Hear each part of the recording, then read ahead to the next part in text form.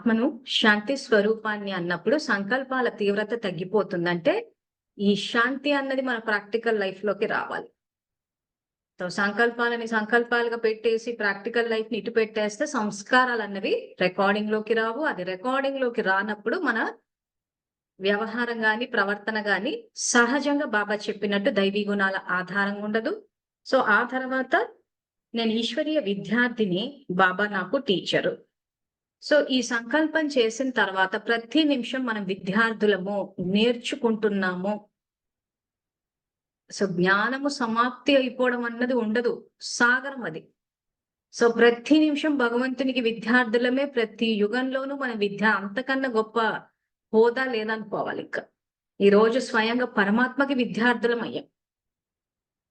So ప్రతి నిమిషం learning period. మనకి ప్రతి నిమిషం కొత్త విషయాలు నేర్చుకుంటూ ఉంటే ఏమవుతుందంటే జీవితంలో కొత్తదనం ఉంటుంది.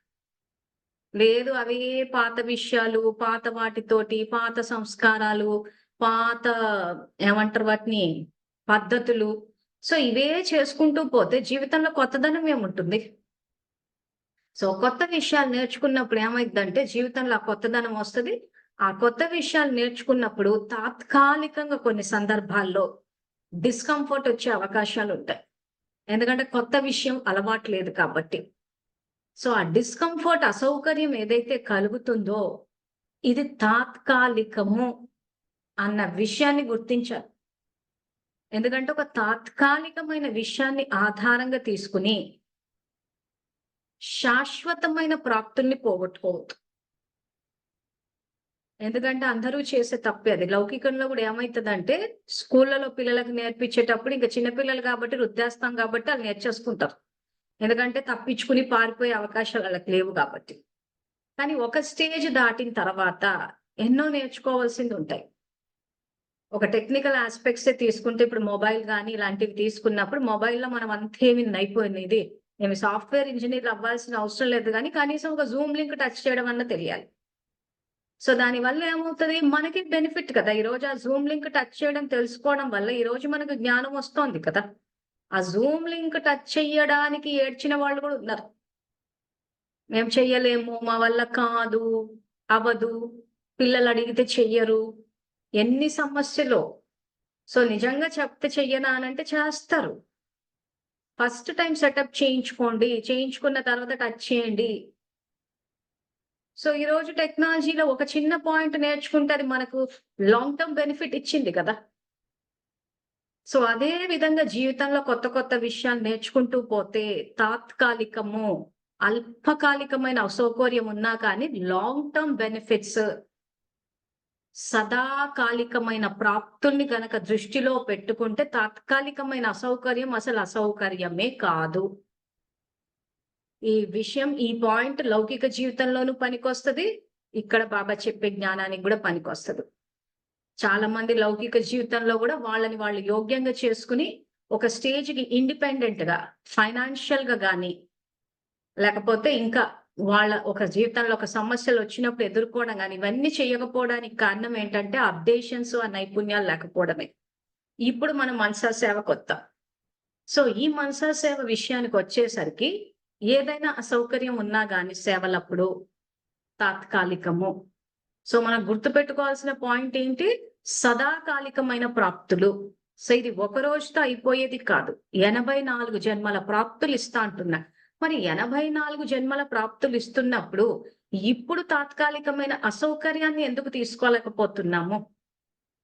ఉదాహరణకి, సో ఇప్పుడు మనం ప్రకృతికి సంబంధించిన సంకల్పాలు చేస్తున్నాం.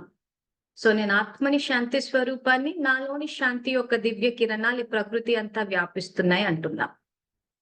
సో ఇవన్నీ సంఘటనలో ఉండి చేయమంటున్నారు, చేస్తున్నాము. మరి ప్రాక్టికల్ లైఫ్కి వచ్చేసరికి సో ఇప్పుడు ఉదాహరణగా ఎగ్జాంపుల్ తీసుకుందాము. ఫస్ట్ టైం వర్షాలు పడాలా అని చెప్పేసి అనంతపూర్లోనే ప్రయోగం చేశాం, కరువు ప్రాంతం కాబట్టి. సో సేవాదారులకు జ్ఞానాన్ని ఇచ్చాము. ప్రకృతికి సంబంధించి మీకు సాకార మూల్యులుత్త ప్రకృతిని ఎలా జయించి ప్రకృతి జీతాత్మలు అని వస్తుంది అంతే. కానీ అసలు ప్రాసెస్ ఏంటి, ఎందుకు ప్రాంతం కరువు ప్రాంతం అయింది, ఎందుకు వర్షాలు సకాలంలో పడటం లేదు, సో వర్షాలు ఎక్కడ పడ్డా కానీ సకాలంలో పడాలి. ప్రకృతి సంయోగం ఇచ్చే విధంగా ఉండాలి. అయితే కరువు ప్రాంతాలు, లేదా వరద ప్రాంతాలు, లేదా అకాల వర్షాలు.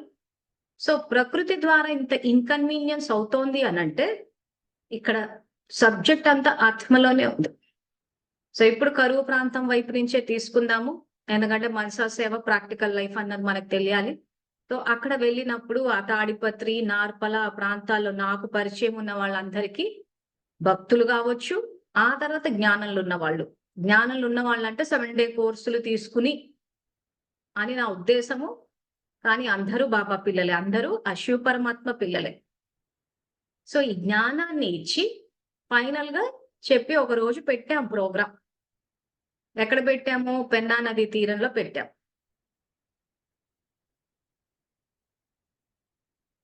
సో పెట్టినప్పుడు ఏమైందంటే సేవకు రమ్మని చెప్పినప్పుడు ఫస్ట్ స్ట్రోక్ లో ఒక 6 ఒప్పుకున్నారు రావడానికి.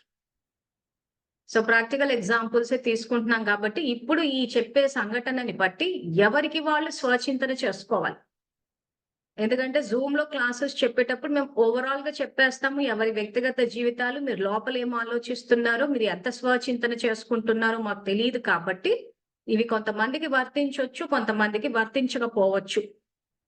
కానీ మీ స్వచింతన కోసము మీరు ఏ మనసా సేవ అయితే ఈరోజు చేస్తున్నారో అది ప్రాక్టికల్ లైఫ్ లోకి వస్తుందా లేదా అని చెక్ చేసుకోవడం కోసం చెప్తున్నాం. సో ఆ సేవ పెట్టినప్పుడు ఏమైందంటే అందరికీ చెప్పాం. తెలిసిన వాళ్ళ భక్తులకి, జ్ఞానులకి అందరికీ చెప్తే మెజారిటీ టర్నప్ అవ్వలేదు, రాలేదు. సో భక్తిలో ఉన్న వాళ్ళు సరే, ఉద్యోగాలు, వ్యాపారాలు ఇవన్నీ ఉన్నాయి. జ్ఞానంలో ఉన్న వాళ్ళు ఎవరైతే బాబా పరిచయం తెలుసుకొని, ఎవరైతే మేము మురళి చదువుతుని మాకు బాబా అంటే ఇష్టమో, మాకు బాబానే ప్రాణం, బాబానే జీవితం అని అంటున్నారో, సో వీళ్ళంతా ఏం చేశారంటే మెజారిటీ మేము రాలేము. ఎందుకంటే తాడిపత్రి సెంట్రక్క ఎవరైతే ఉన్నారో పద్మక్క, ఆ పద్మక్క పర్మిషన్ ఇవ్వలేదంట. ఒకవేళ వస్తే మాకు సమస్యలు వస్తాయి కాబట్టి మేము రాము అన్నారు. సో ఇప్పుడు నా ప్రశ్న ఏంటంటే సెంటర్ అక్కయ్యలో శక్తి ఉందా, శివబాబాలో శక్తి ఉందా? ఈ ప్రశ్న అడిగితే మీ అందరూ సమాధానం శివబాబానే పడతారు. ఇదే ప్రశ్న వెళ్ళి తాడిపత్రులు అడిగామే అనుకోండి, పద్మక్కలో శక్తి ఉందా, బాబాలో శక్తి ఉందా అంటే బాబాలో ఉందనే చెప్తారు. మరి ఆయనలోనే శక్తి ఉందని చెప్పినప్పుడు పద్మక్కను చూసి ఎందుకు భయపడుతున్నాం, సెంటర్ అక్కయ్యని చూసి ఎందుకు భయపడుతున్నాం అంటే సమస్యలు క్రియేట్ చేసేస్తారు వాళ్ళు. సమస్యలో శక్తి ఉందా, మరి మన స్థితిలో శక్తి ఉందా అంటే పరిస్థితిలో శక్తి ఉందా, స్థితిలో శక్తి ఉందా అంటే ఆన్సర్ అందరు స్థితి అనే పెడతారు. కానీ పరిస్థితుల్ని చూసి భయపడుతున్నారంటే మన ఆన్సర్లకి, మన ప్రాక్టికల్ లైఫ్ కి అసలు పొంతనే లేదు. సో ఇప్పుడు మీ చేత కూడా పెట్టిస్తాను. ఎందుకు అంటే మనం ఇప్పుడు రాబోయే క్లాసులన్నీ వీటిని ఎగ్జాంపుల్ గా తీసుకుని మన ప్రాక్టికల్ లైఫ్ ని చెక్ చేసుకోవాలి. సో ప్రశ్న ఏంటంటే సెంటర్ అక్కయ్యలో శక్తి ఉందా, శివబాబాలో శక్తి ఉందా? ఈ ప్రశ్నకు సమాధానం చాట్ లో పెట్టండి. మీరు ఆ పెట్టే ఆన్సర్ మీకు తెలుసు, కానీ పెట్టండి. మీ బుద్ధిలో ఈ పాయింట్ ఎందుకు రావాలంటే మీ ప్రాక్టికల్ లైఫ్ అన్నది పూర్తిగా బ్రహ్మబాబా సమానం ఉండాలి. సో ఏదైనా అట్లా పెట్టినప్పుడు ఏమవుతుందంటే ఆహా ఈ ప్రశ్న అడిగారు, నేను క్లాస్ లో శివబాబాలో శక్తి ఉందన్న సమాధానం పెట్టాను కాబట్టి నా ప్రాక్టికల్ లైఫ్ లోకి రావాలన్న విషయం మీకు గుర్తుంటుంది.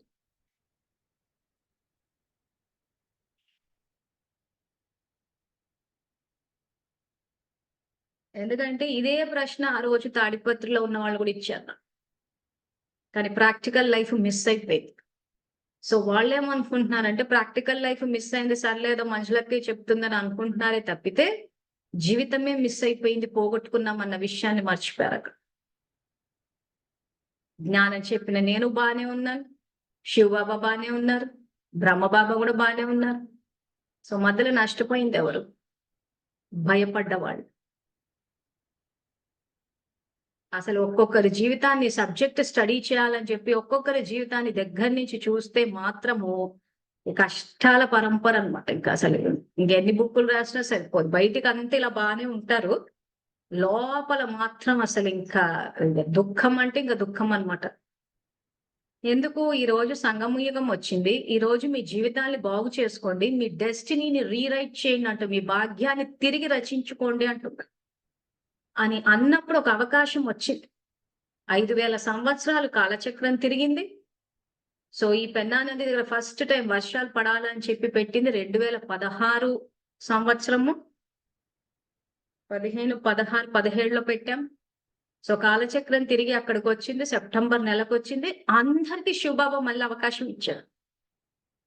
అవకాశం ఇచ్చినప్పుడు కొద్ది మంది అవైల్ చేసుకున్నారు. మిగిలిన వాళ్ళందరూ వదిలేసుకున్నారు. సో ఇప్పుడు ఎవరిని అంటాం దీంట్లో? సెంట్రక్కయ్యని అంటామా? బాబాది తప్పు అంటామా? కాలానిది తప్ప? సో ఈ ఎపిసోడ్ లో ఎవరిది తప్పు? వాళ్ళ జీవితాల్లో దుఃఖానికి కారణం ఎవరు? వాళ్ళే. ఒక్క అడుగు గనక ధైర్యంగా వేసి మేము యజ్ఞంలో సంయోగం ఇస్తాము, ప్రాంతం ఈ రోజు వర్షాలు పడడానికి, సస్యశ్యామలం అవ్వడానికి మేము ఒకే ఒక్క అడుగు ధైర్యంగా వేస్తాము అని అనుకుని ఒక్క అడుగు ధైర్యంగా ముందుకేసి వచ్చి ఆ రోజు గనక మనసా సేవల భాగస్వామ్యం తీసుకుని ఉంటే వాళ్ళ తలరాతలు కల్పం మొత్తానికి మారిపోయి ఉంటాయి. అందుకే బాబా ధైర్యం చేసి ఒక అడుగు వెయ్యండి, మిగిలిన అడుగులు నేను వేయించేస్తాను అంట. సో ఈ ఎగ్జాంపుల్ ని తీసుకుని మీ అందరి జీవితాలు చెక్ చేసుకో. సో జీవితంలో సమస్యలు వస్తాయి, ఒక అడుగు వేస్తున్నామా ధైర్యంగా? సమస్యలు వస్తాయి వస్తాయి వస్తాయి అని ఎంతో ఇదే వచ్చారు కొంతమంది, ఒక 30 మంది దాకా వచ్చారు.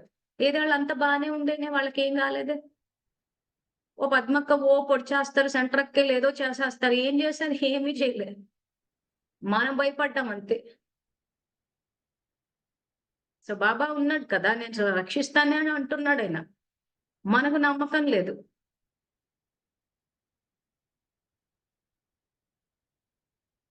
ఏం రాశారు? కానీ అక్కయ్యతో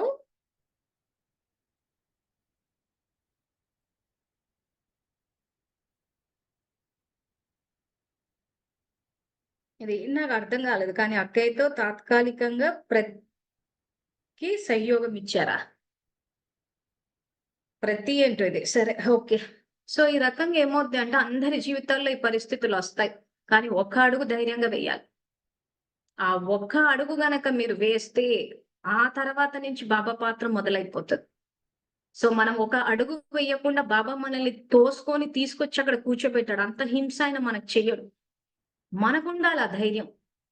ఇక్కడ ధైర్యం అంటే వెళ్ళిపోయి అందరినీ ఏదో ఢీకొట్టేసి ఏదో చేయమని కాదు. అక్కడ వచ్చి కూర్చుని సంఘటనలో కూర్చుని 4 సంకల్పాలు వేయడం అంతే. అక్కడ ఏం పెట్టాము? యాక్చువల్ గా మనసా సేవ పెట్టాము. నేను కత్తులు కటాలు పట్టుకొని రండి ఆ ప్రత్యర్థుల్ని వేసేయమని ఏం చెప్పట్లేదు. సమయం అన్న ఖజానా, ఇప్పుడు మన ఖజానాలు వస్తాయి. మీ దగ్గరున్న సమయం అన్న ఖజానాని తీసుకొచ్చి బాబా ఇస్తున్న సంకల్పాల ఖజానా ఏదైతే ఉందో ఆ ఖజానాలో నుంచి కొన్ని సంకల్పాలు వేయండి. మీరు ఒక సంకల్పం వేసినా నేను చేసేస్తా అంటున్నాడు. సో ఈ సబ్జెక్ట్ మనకి ఎందుకు అర్థం కావాలి అంటే, ఈ రోజు మన జీవితం యొక్క వ్యక్తులు గాని, పరిస్థితులు గాని వీటన్నిటికీ కారణం మనమే. బాబా బోల్డ్ అన్న అవకాశాలు ఇస్తాడు. ఇస్తూ పోతూ ఉంటాడు. మనం తీసుకున్నాం అన్నదే పాయింట్. సో ఈ రోజు అవకాశం ఇచ్చాడు బాబా సీమ ప్రాంతంలో ఎంతో మందికి. ఫోన్లు ప్రతి ఒక్కరికి ఫోన్ ప్రత్యేకంగా కూర్చుని మరి ఫోన్లు కొట్టి పిలిపించాం.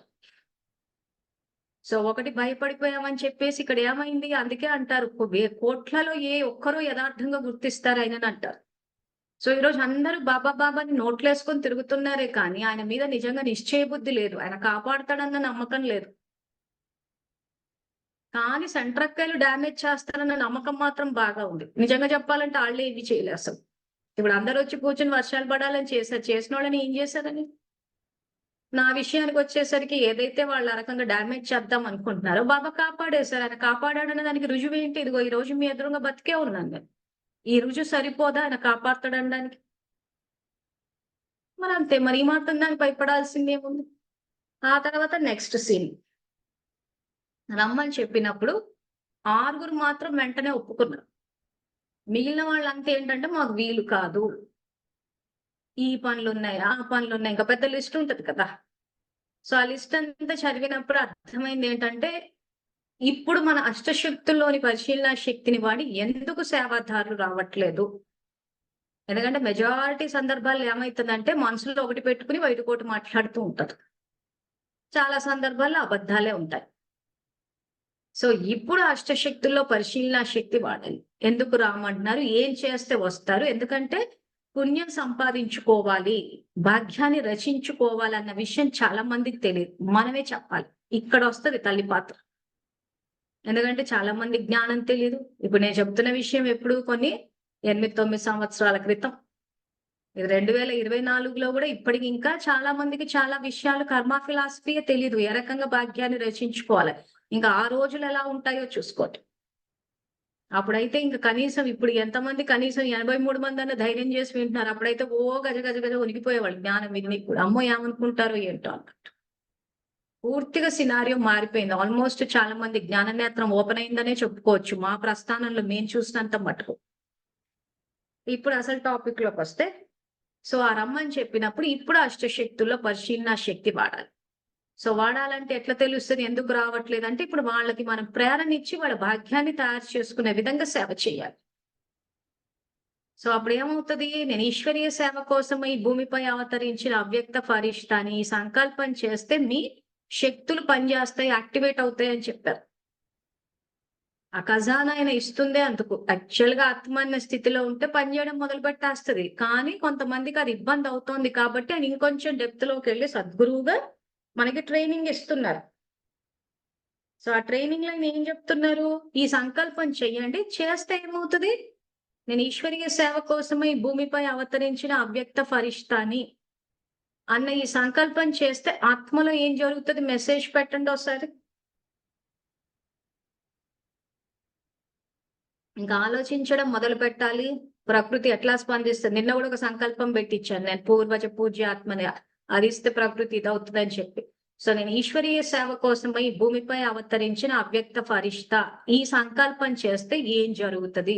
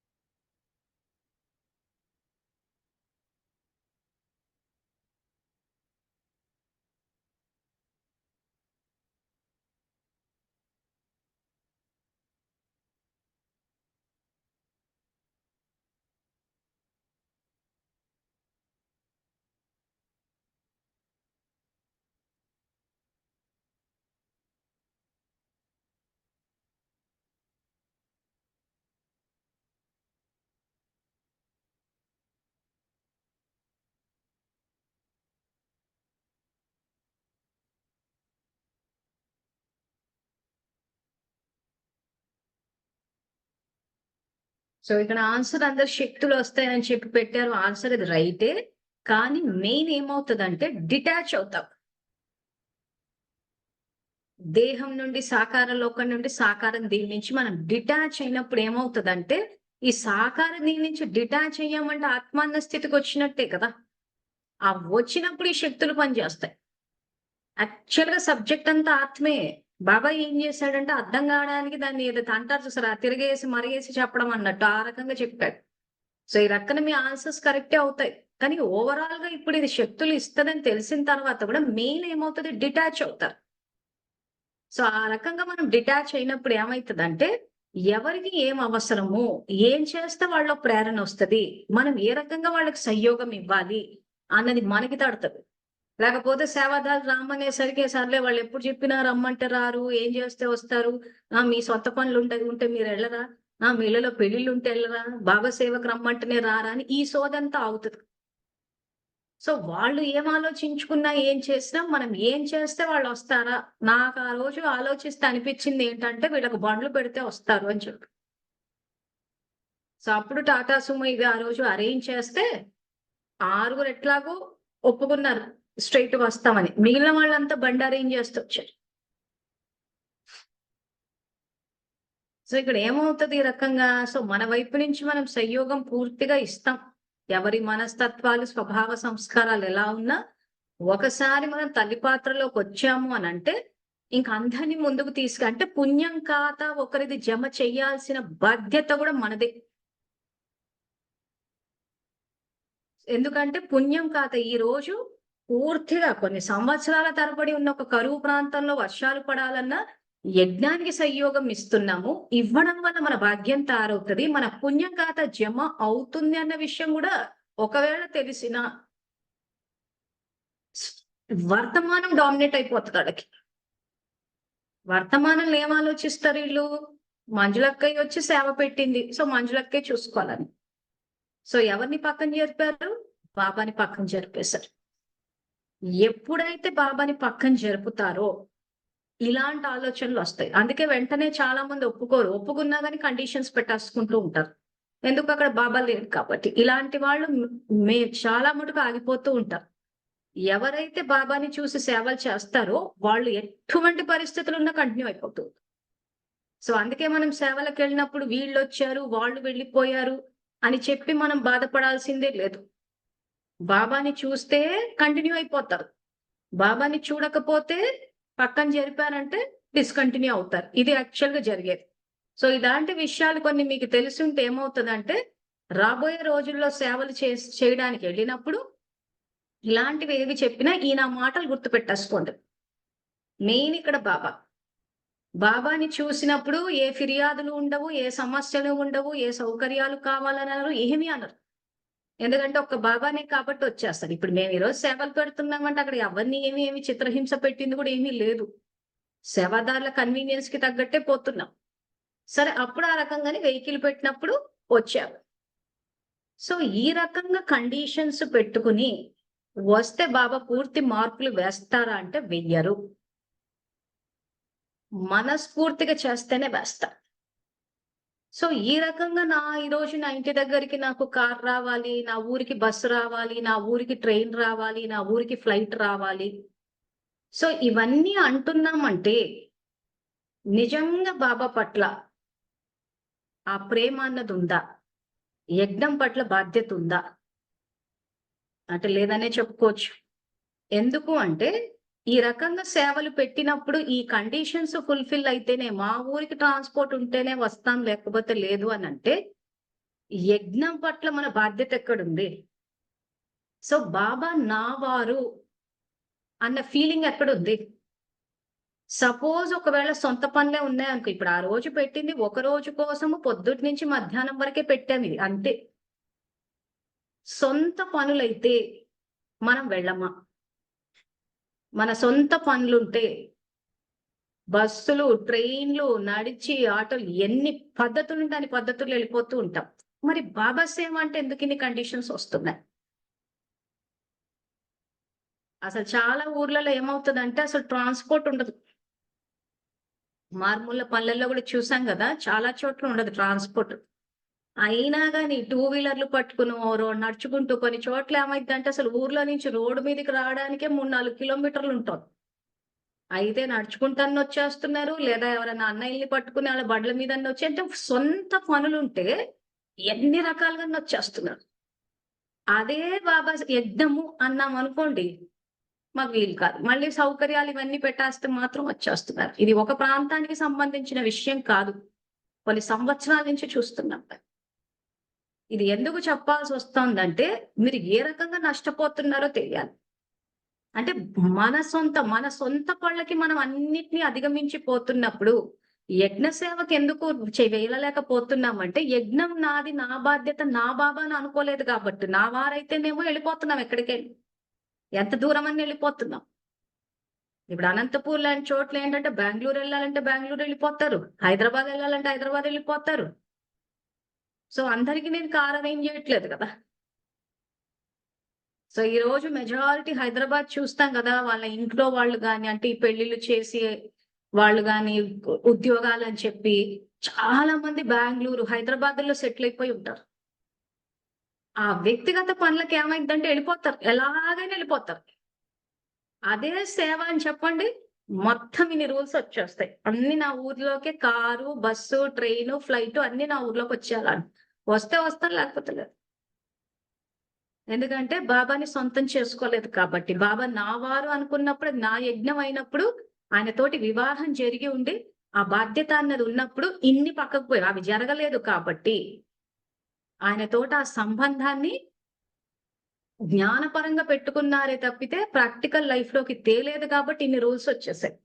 సో బాబా దయాసాగరుడు కాబట్టి వేస్తాడు మార్పులు, వెయ్యడని కాదు, కానీ వెనకబడిపోయి ఉంటారు. ఎవరైతే ఆ మనస్ఫూర్తిగా చేస్తారో వాళ్ళకి పూర్తి మార్కులు వేస్తాడు. వీళ్ళు ఎంతవరకైతే అక్కడ వేశారో అంతవరకే వస్తది. కానీ ఇప్పుడు ఆ రోజున గనక చూస్తే అందరూ సేవల్లో పాల్గొనే ఉంటారు. సక్సెస్ వచ్చింది, వర్షాలు పడ్డాయి.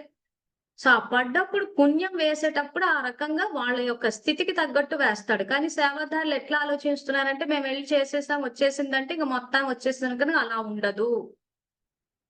మీ యొక్క స్థితికి తగ్గట్టు, మీ యొక్క కాంట్రిబ్యూషన్ కి తగ్గట్టు వేస్తాడు మార్కులైన. మీరు ఏ భావనతోటి వచ్చారు, యజ్ఞం అనుకుని వచ్చారా, బాబా నా సొంతము, నా వాళ్ళ కోసం. నిజంగా ఇందులో రాని వాళ్ళలో తల్లి పాత్ర ఎక్కడుంది అసలు? తల్లి అయితే ఇట్లాగే పిల్లలు, ఇప్పుడు వర్షాలు లేక అక్కడ తిండి తినలేని పరిస్థితి వచ్చేసి. సో నిజంగా తల్లి పాత్రలో ఉంటే, పిల్లలు ఆ రకంగా ఆకలితో ఉంటే తల్లి చూస్తూ ఉంటదా? నాకు బండి పెడితేనే నేను వచ్చి చేస్తానంటదా? పిల్లలకు ఒంట్లో బాగాలేకపోతే చాలా సందర్భాలు రాత్రులు కూడా తీసుకుని వెళ్తుంటారు. నడిచేది ఉంటే నడుచుకుంటూ వెళ్ళిపోతూ ఉంటారు. ఎన్ని కష్టాలు పడట్లేదు తల్లిదండ్రులు ఈ రోజు పిల్లల క్షేమం కోసం. మరి అది ఎక్కడ కనిపిస్తోంది యజ్ఞం పట్ల మనకి? సో ఆ రకంగా ఏం చేస్తుందంటే, ఈ రోజు బాబా అవకాశాన్ని ఇస్తుంటే కూడా ఎంతో మంది పోగొట్టుకుంటారు. సో ఈ రోజు ఒక సేవ అంటూ పెట్టి, ఈ రోజు వర్షాలు పడితే పంటలు పండుతాయి, అందరూ కడుపు నిండా తింటారు అని చెప్పినప్పుడు, ఇంత సమయం అన్న ఖజానాని, ఇంత సంకల్పాలన్న ఖజానాని కూడా వేయడానికి ఇష్టపడటం కదా. మరి ఈ రకంగా వేయడానికి ఇష్టపడనప్పుడు ప్రాప్తులు వస్తాయా? రావు, స్ట్రైట్ ఆన్సర్. సో మరి ఈ రకంగా మరి చేసిన తర్వాత ప్రాప్తుల విషయానికి వచ్చేసరికి, బాబా ఎవరి స్థితి, ఆ స్థితిని క్యాచ్ చేస్తాడు ఆయన. మనలాగా ఫోటోలు చూసుకుని, ఫోటోలు ఎంతమంది ఉంటే అబ్బా ఎంత బాగా సేవ చేశారు అని చెప్పి మన ఫోటోలను బట్టి పోడాయన, మన రికార్డింగ్ బట్టి పోతాడు. ఏ భావనతోటి వచ్చారు. ఈ రోజు నిజంగా మనలో విశ్వంలోని ఆత్మల పట్ల స్నేహము, ఆ దయ, ఇవన్నీ ఉంటే మేము రాము అని అంటారా ఎవరైనా?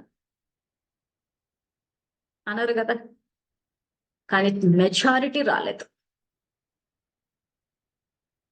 ఒక్కొక్కరు ఒక్కొక్క కారణం చెప్తూ పోయారు. ఆ సమయాని వరకు వచ్చినా ఆగిపోయి, వ్యక్తిగత పనులనే ఆగిపోవడం. ఎందుకు? అంచనా వేసుకోలేకపోయారు. ఈ రోజు యజ్ఞంలో సంయోగం ఇస్తే ఎంత లాభం వస్తుంది, ఈ రోజు వ్యక్తిగత పనులు చూసుకుంటే ఎంత లాభం వస్తుంది. ఇది గనక కంపేర్ చేసుకుని చూస్తే బాబా ఇచ్చే ప్రాప్తులు ఇది. ఈ ఎగ్జాంపులే కాదు, మీరు దేనికైనా దీన్ని తీసుకోవచ్చు. బాబా ఇచ్చే ప్రాప్తులు 84 జన్మలకు వస్తున్నాయి.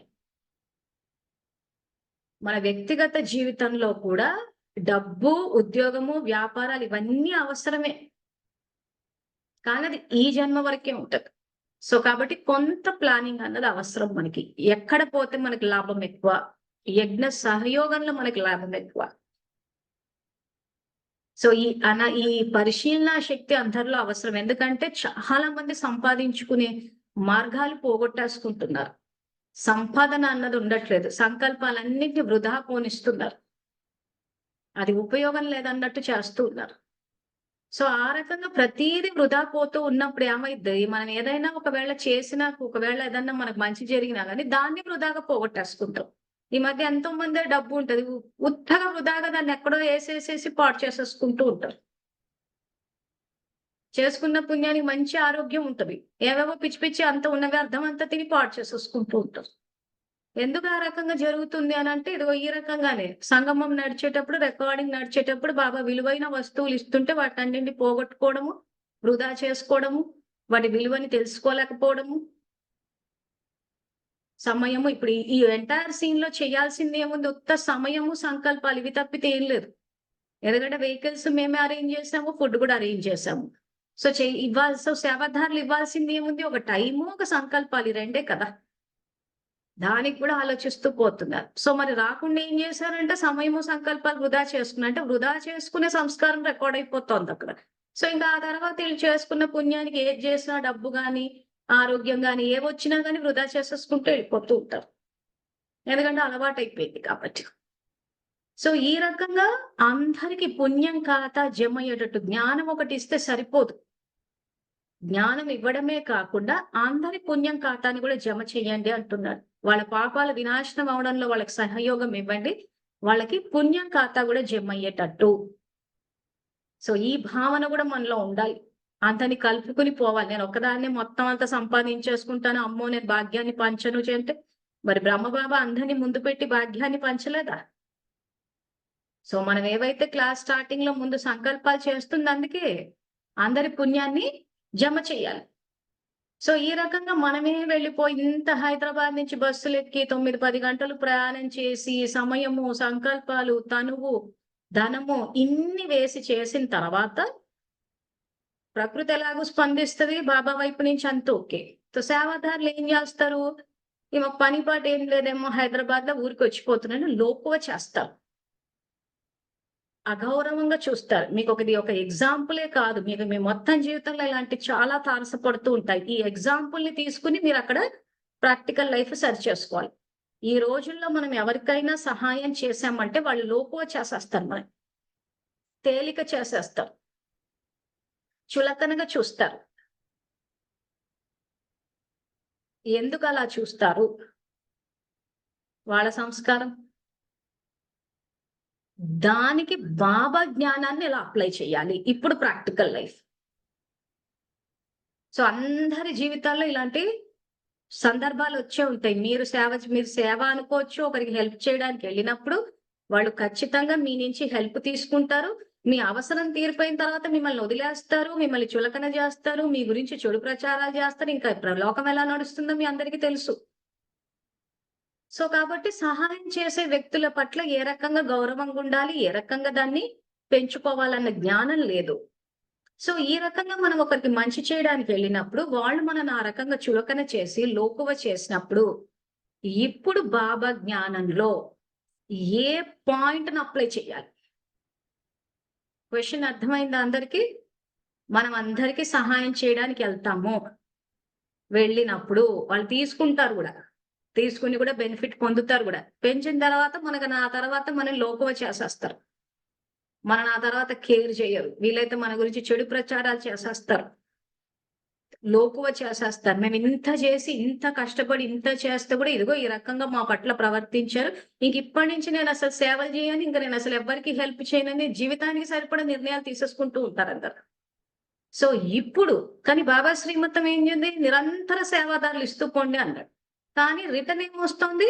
అగౌరవమే వస్తుంది. సో ఏ పాయింట్‌ని, ఏ మహావాక్యాన్ని ఇప్పుడు ప్రాక్టికల్ లైఫ్‌లోకి తేవాలి? సో ఆలోచించి చెప్పండి.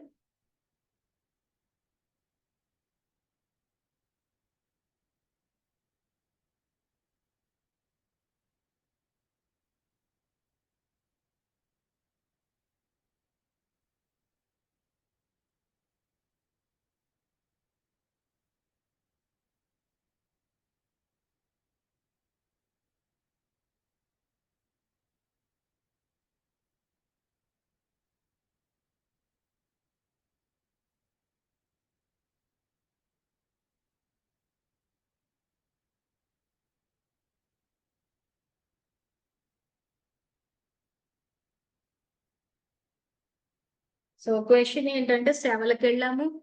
సేవలనే కాదు మన వ్యక్తిగత జీవితాల్లో కూడా ఎంతో మందికి హెల్ప్ చేయడానికి వెళ్ళినప్పుడు వాళ్ళు మనని చులకన చేసేస్తారు. లోకువ చేసేస్తారు.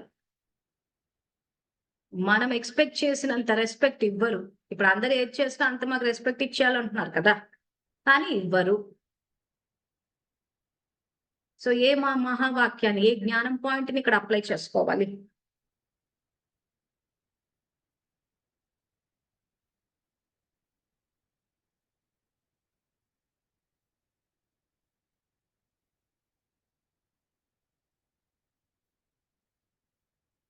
ఆన్సర్స్ స్లోగా వస్తున్నాయి అంటే ఆలోచిస్తున్నారు అనమాట.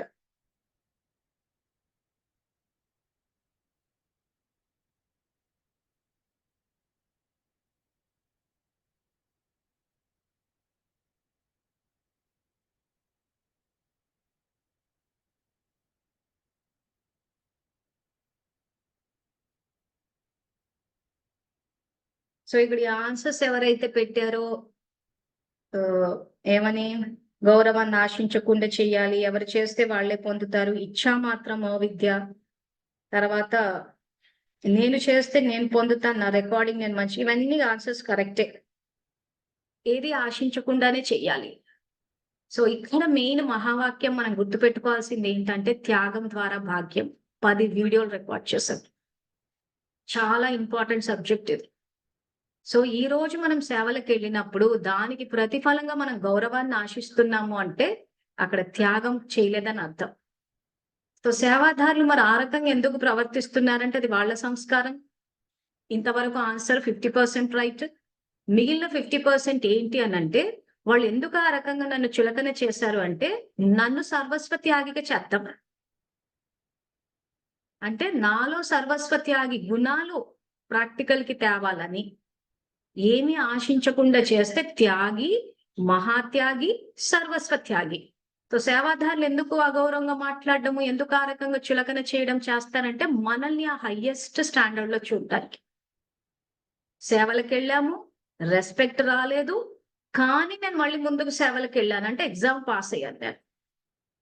నేను సేవలకు వెళ్ళాను, నన్ను అగౌరవపరిచారు, అమ్మో ఇంకా రేపటి నుంచి నేను అసలు పోను, అసలు ఇంత చేసి వేస్ట్ అయింది తెలుసా, ఎన్ని మాటలు అన్నారు తెలుసా అని ఇలా ఆలోచించేసి ఇంట్లో కూర్చుండిపోయాము. నేను కావాలంటే మనసా సేవ చేసుకుంటా, ఎందుకంటే బాబానే చెప్పారు మనసా సేవ చేసుకోమని చెప్పి బాబా పాయింట్ ఒకటి లాగి, మరి బాబాని ఇంట్లో కూర్చొని మనసా సేవ చేసుకోమని పాయింట్ లాగినప్పుడు మరి అదే బాబా త్యాగం కూడా చేయమని చెప్పి ఆ పాయింట్ కూడా లాగాలి కదా.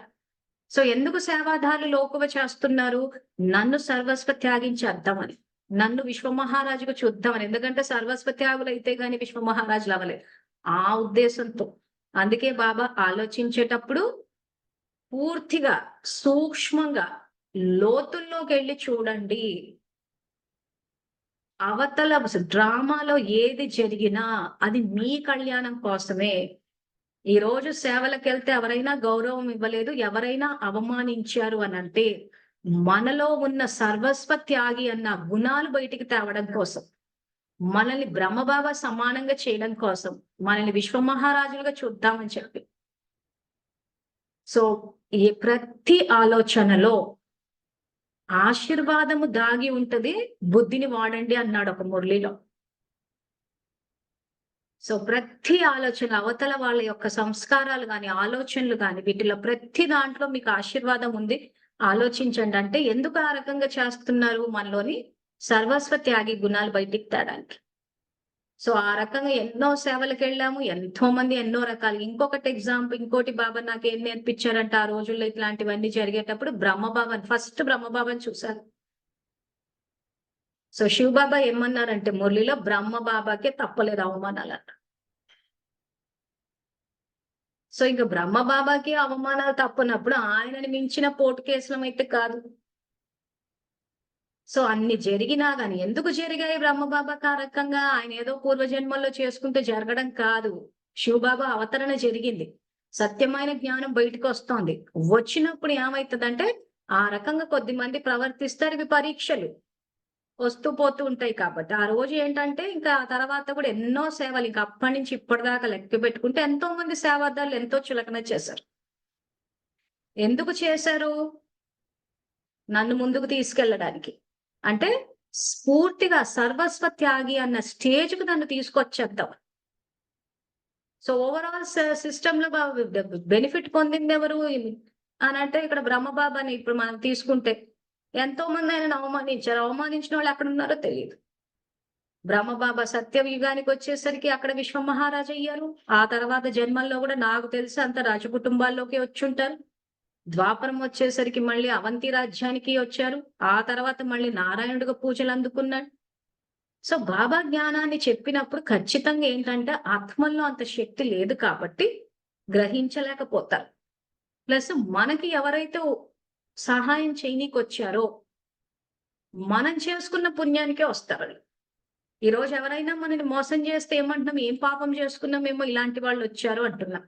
మరి ఆ రకంగా మోసం చేసే వాళ్ళు పాపం చేస్తే వచ్చినప్పుడు ఈ రోజు మనకి ఇంత అద్భుతమైన ప్రకృతికి సంబంధించిన జ్ఞానం గాని, డ్రామా గాని, కల్పవృక్షం గాని, ఇంత జ్ఞానం ఇచ్చే వాళ్ళు వచ్చారంటే పుణ్యం చేసుకుంటూనే వచ్చారు. అప్పుడు ఏం చేయాలి? పెంచుకోవాలి.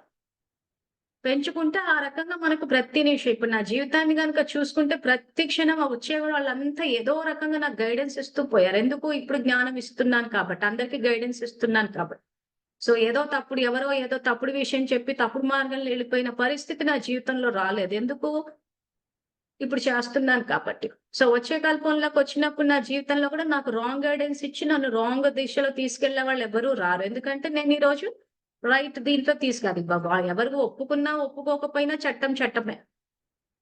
సో ఒప్పుకోని వాళ్ళు ఎందుకు ఒప్పుకోవట్లేదు అని అంటే ఇట్లాగే సెంటర్ అక్క ఏదో అంటదని చెప్పి వాళ్ళు కూడా అది ఏంటంటే వాళ్ళ లక్ష్యాలు ఏవో వాళ్ళకు ఉంటాయి అంతే.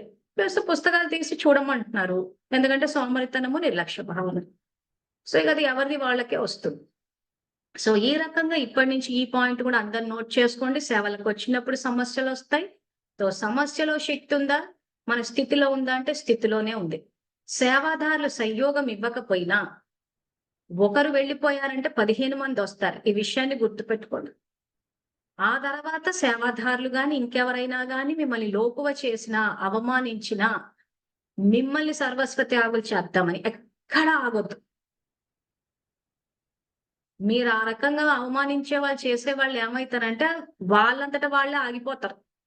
మనమేమి వాళ్ళ మీరు ఆగిపోండి, మీరెందుకు ఇలా చేస్తున్నారు, ఇంత సోది పెట్టుకోవాల్సిన అవసరమే లేదు. నా 10 ఏళ్ల అనుభవం చెప్తున్నాను కదా! ఎవరైతే బాబాని పక్కన జరిపారో ఇంచుమించు అందరూ ఆగిపోతూ ఉన్నారు. ఎందుకంటే బాబా సాంగత్యాన్ని వదులుకున్న తర్వాత బాబాతోటి వచ్చిన శ్రేష్ఠ సంబంధాల్ని మాత్రం గౌరవిస్తారా?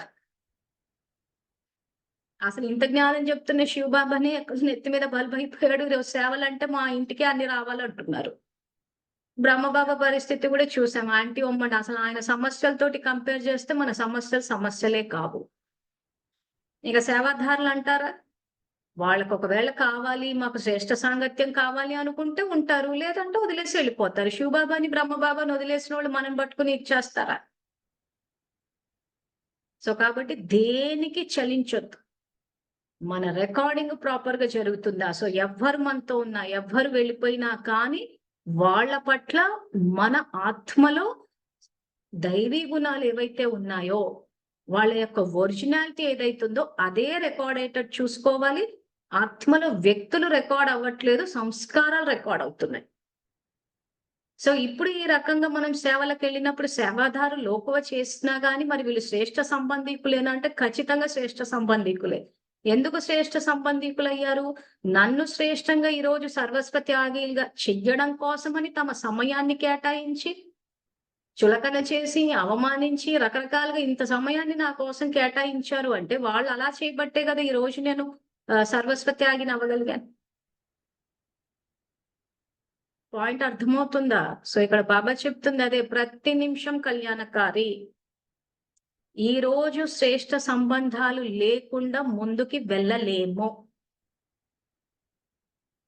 నేను ఏమి ఇట్లా లేకుండా అలా ఇళ్ళలో కూర్చో. సో ఈ రోజు ఎవరైతే మేము ఎవ్వరి దగ్గర కలవము, చెయ్యము, సంబంధాలంటే భయపడిపోవడము, పోతే సమస్య ఏం వస్తుందో, సో అలాంటి వాళ్ళంతా ఈ పాయింట్ తెలుసుకోవాలి. ఆ రోజు నేను కూడా సమస్యలు వచ్చాయని 10 ఏళ్లలో ఎన్నో వచ్చాయి అని అసలు సంబంధం ఎవరితోటి కలవకుండా అలా ఇంట్లో కూర్చుని చూస్తే ఎట్లా సర్వస్వ త్యాగినవుతాను? నలుగుట్లోకి వెళితేనే కదా మనకి ఏం చెయ్యాలి, ఎంతవరకు వచ్చామని తెలిసేది. సో ఇలా కూర్చుని చేస్తే ఏమవుతుంది? నేను చెప్పేది వింటాను. ఇక్కడ ఎట్లాగో సెట్టింగ్స్ మార్చేసాం కాబట్టి మీరు ఎవరు మాట్లాడలేరు, మైకులన్నీ ఆఫ్ ఉంటాయి. క్లాస్ అయిపోయాక ఎవరిది వెలుగుతాయి. ఎట్లా తెలుస్తుంది?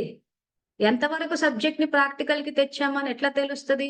సంబంధ సంప్రదింపుల్లోకి వచ్చినప్పుడు మన వ్యవహార శైలి ప్రవర్తన ఎట్లా ఉన్నదన్న చోట తెలుస్తుంది ధారణ చేశామా లేదా.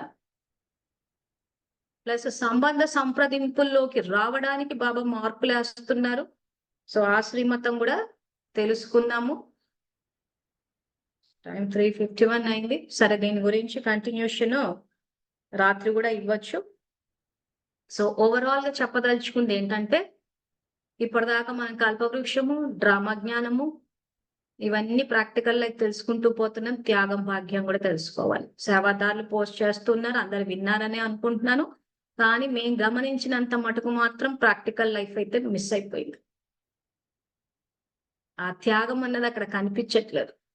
సొంత పనులకు ఒకలాగా ప్రవర్తిస్తున్నారు, బాబా సేవకు వచ్చేసరికి అంటే అక్కడ బాబాని సొంతం చేసుకోలేదు. నా వాళ్ళు అని అనుకుంటే మాత్రము ఏ సమస్యలు రావు, అన్నిటికీ ఇంకా ముందుకెళ్ళిపోతూ ఉంటాం.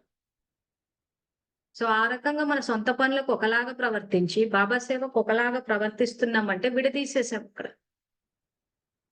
అంటే పూర్తిగా మనం విశ్వ కళ్యాణకారులు, ఆ జగన్మాతలు ఏవైతే మనం సంకల్పాలు చేస్తున్నామో క్లాస్ స్టార్ట్ అయ్యే ముందు, అవి ప్రాక్టికల్ లైఫ్ లోకి రాలేదని అర్థం.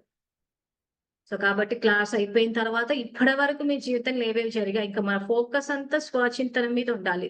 స్వని చెక్ చేసుకోవడం, ఎక్కడ నేను ఏం చేశాను. ఇప్పుడు తెలిసిపోతోంది కదా, మనం ప్రాక్టికల్ ఎగ్జాంపుల్స్ ఇచ్చి ఒక ప్రాంతాన్ని, ఒక సంఘటనను తీసుకుని చెప్పాను మీకు అండర్స్టాండ్ అవ్వాలా అని చెప్పి. సో అలా మీ జీవితంలో జరిగిన సంఘటనలు తీసుకుని మీరు స్వచింతన చేసుకోండి. దాన్ని బట్టి మీకు పూర్తి మార్పులు పడ్డాయా, పడలేదా, సేవల్లో సమస్యలు వస్తే ఆగిపోయారా, ముందుకెళ్లారా, లేకపోతే ఏం చేశారా అనేది ఒక్కొక్కటి చెక్ చేసుకుంటూ ఉంటే మీకే తెలిసిపోతుంది. సో అయిపోయిందేదో అయిపోయింది. ఇప్పటి నుంచి రాబోయే రోజుల్లో బాబా శ్రీమతానికి అనుసారంగా సేవలు చేస్తూ పోతాం. సో మళ్ళీ రాత్రి 8:30 కలుద్దాము. అంతవరకు థ్యాంక్ యూ. Om Shanti.